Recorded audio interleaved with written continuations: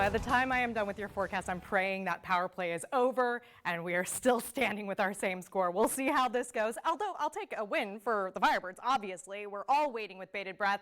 Quick look outside our tram cam. Things looking nice right now, but we're about to get pretty sandy over the next couple of days. We're expecting gusty winds. They're expected to start to pick up tomorrow afternoon, staying with us all the way through Monday night. So that's over 24 hours of windy conditions. Difficult driving can be an expectation with this, as well as plenty of wind-blown dust.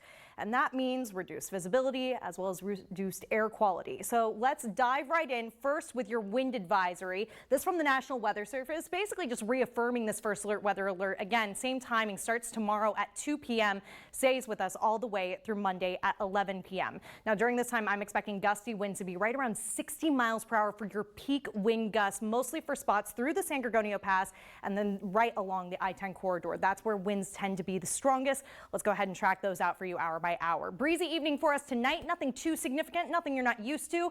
As we get into tomorrow, we start to watch those winds pick up. Sure sign of it. Winds don't back down heading into your Sunday morning. They stay consistent and then they start to build as the day goes on. That wind advisory goes into effect. Your first alert weather alert goes into effect.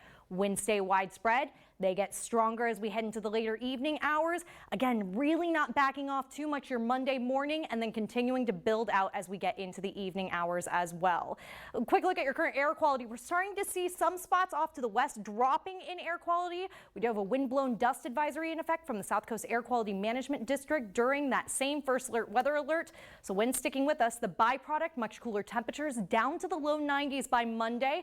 And then we continue to see 90s as we head into this upcoming week. Stay with us. We've got all the latest on everything you need to know.